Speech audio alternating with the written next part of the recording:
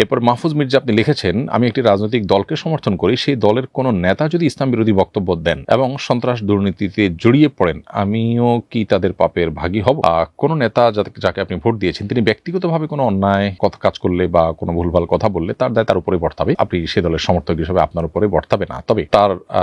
অবস্থানটা যদি হয় মৌলিকভাবে তিনি ইসলামের স্বার্থ বা কল্যাণ দেখবেন না, বা ইসলামের স্বার্থ বা কল্যাণের কথা যেটুকু বলেন সেটুকু শুধু ভোটের রাজনীতির জন্য বলেন, এরকম যদি আপনার কাছে মনে হয়, অথবা আপনার ভোট পেয়ে তিনি চাঁদাবাজি, দুর্নীতি বা ছিনতাই, সন্ত্রাস, মানুষ হত্যা বা অন্য খারাপ কাজে তিনি জড়িয়ে যাবেন এরকম মনে হয়, তাহলে সেক্ষেত্রে তাকে ভোট দিলে তিনি এরপর যত অন্যায় কাজ করবেন তার দায় আপনার উপরে বর্তাবে। তাহলে নেতার যে কাজটা একান্ত ব্যক্তিগত ত্রুটি, কোন নেতা তার ক্যারেক্টার এরকম হবে এটা ধারণা ছিল না, বাট তিনি ব্যক্তিগতভাবে কোনো অপরাধে জড়িয়েছেন, তো এটার দায় আপনার উপর আসবে না। কিন্তু নেতা হিসাবে তিনি তার অবস্থানগত আদর্শিক কারণ এবং তার ক্যারেক্টারগত যে আপনার প্রোফাইল আছে সেটা দেখে তার খারাপ কাজগুলো যদি আপনার কাছে পরিষ্কার থাকে, তার ভুল পদক্ষেপগুলো পরিষ্কার থাকে, এরপরও যদি আপনি তাকে ভোট দেন, তার অবশ্যই এর দায় আপনার উপরে আসবে, কারণ আপনি সেক্ষেত্রে তার ওই অন্যায়ের সহযোগিতা করেছেন, সহযোগীর ভূমিকা হয়েছেন সামান্য পরিমাণে হলেও।